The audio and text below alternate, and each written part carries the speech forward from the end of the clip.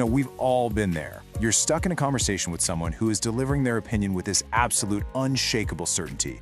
And you know, for a fact, they are just completely, utterly wrong.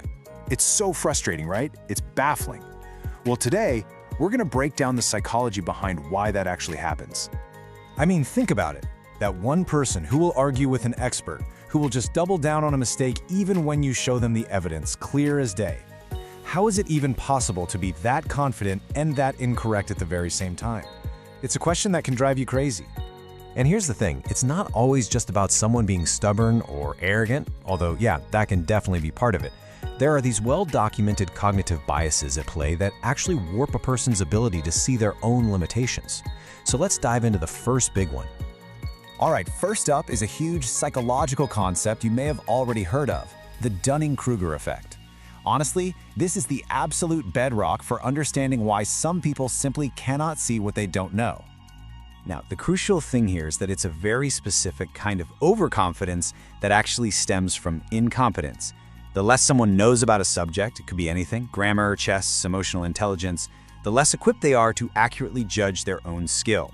They just don't have the mental tools to see how poorly they're doing in the first place. This chart just visualizes that perception gap perfectly. Okay, look at the low performers over here. Their actual skill is way down low, but their perceived skill, it's sky high. They literally think they're near the top. And then you've got the true high performers, who fascinatingly often slightly underestimate their ability because they're skilled enough to know just how much more there is to learn out there. This quote from the original researchers, Dunning and Kruger, just gets right to the heart of the problem. It's a paradox, and it leads to something they call the double curse. So let's break that down. And this just illustrates the trap so brilliantly. First, their incompetence leads them to make bad decisions and, reach the wrong conclusions. That's curse number one. But then, and this is the real killer, the second curse, that very same incompetence robs them of the ability to even realize they've made a mistake.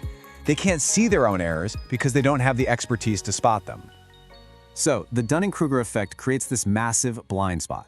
But what happens when you try to point it out to them? Well, that's where our second concept comes in, cognitive rigidity. You can think of this as the force field that makes their overconfidence so resistant to facts. It's like a mental brick wall. Just think of it as mental inflexibility. Someone with high cognitive rigidity has a really fixed way of seeing the world. They struggle, really struggle to update their beliefs, even when you present them with new information. Their mental models are basically set in stone. See, a flexible thinker is open, they'll adapt, they can see the gray areas in life. But a rigid thinker, they resist new facts. They don't just make errors, they actively defend them. To them, the world is black and white, and if a fact doesn't fit their pre-existing belief, well, the fact must be wrong, not them. So when you combine these two biases, you get a perfect storm. The Dunning-Kruger effect makes them unable to see their own incompetence, and then cognitive rigidity makes them unwilling to listen to anyone who tries to show them. They are literally sealed inside a bubble of their own wrongness. Now look, it's super easy to point fingers and think of other people who fit this description perfectly. But the most important lesson from all this research is that all of us, every single one of us, are susceptible to these biases in areas where we lack knowledge.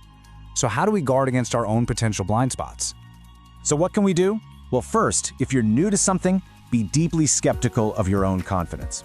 Second, don't just wait for feedback. You have to actively seek it out, especially from people you know will be honest with you.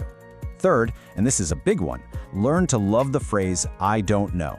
It is not a sign of weakness, it is a sign of intellectual strength. And finally, just never stop learning.